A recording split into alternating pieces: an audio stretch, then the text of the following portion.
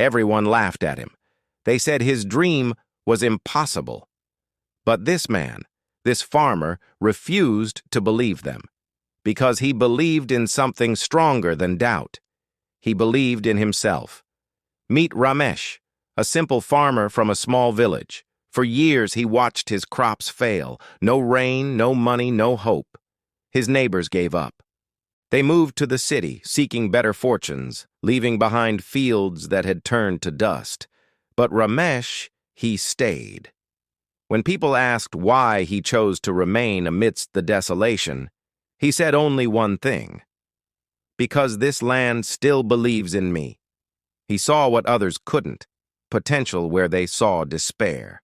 One day, Ramesh had a dream, an idea so bold it seemed foolish to everyone else.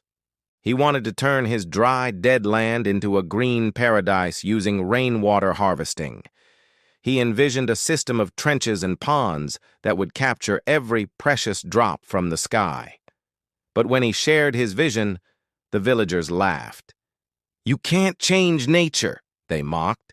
"You'll waste your life digging holes in dust." Their words were sharp, born from their own surrendered hopes. But Ramesh didn't argue. He didn't try to convince them with words. He just smiled. A quiet, knowing smile, picked up his shovel, and started digging. Days turned into weeks, and weeks turned into months.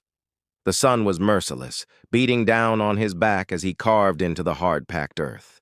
Blisters formed on his hands, broke, and formed again. His savings, carefully put aside over years, began to dwindle, spent on simple tools and meager food.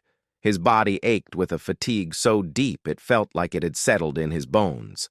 At night, under the soft glow of a single lantern, he didn't just rest. He studied old books on agriculture and water conservation, his mind as active as his body had been all day. There were moments of crushing doubt, times when he felt the weight of the villagers' skepticism, when his own family began to lose faith, their worried glances more painful than any physical strain. Quitting seemed like the only logical choice, but whenever he felt that urge, he would walk out to his field, feel the soil under his feet and whisper to himself, "Not yet. The seed of faith takes time to grow."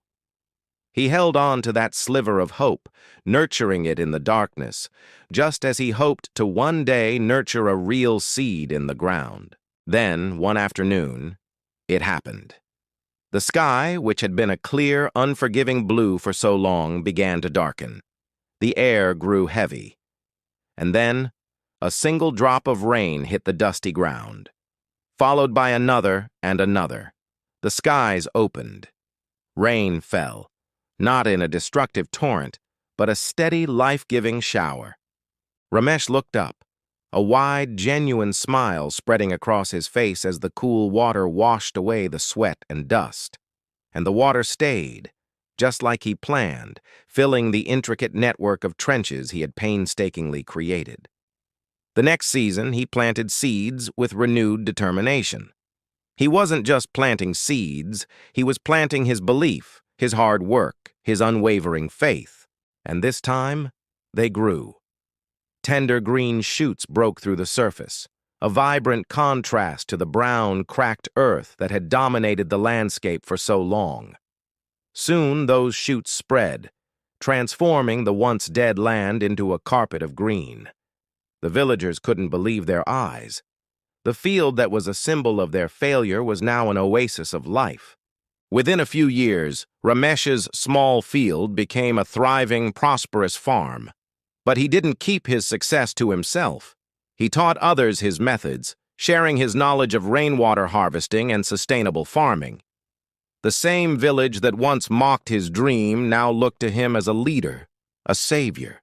They thanked him not just for the food he helped them grow, but for showing them what was possible. He didn't just grow crops, he grew belief. He cultivated hope in the hearts of his community. Sometimes the world won't believe in your dreams. It will tell you they are too big, too unrealistic, too far-fetched. Sometimes even your own mind, your own inner critic will whisper, "You can't. It will remind you of every failure, every obstacle. But the moment you dare to stand against that tide of doubt, the moment you dare to say, I can, that's when miracles begin. That's when you unlock a power you never knew you had. Because true, lasting success doesn't start in the soil, or in the marketplace, or in the approval of others. It starts in the soul. So, if today feels hard, if your goals feel distant, if it seems like no one believes in you, remember Ramesh.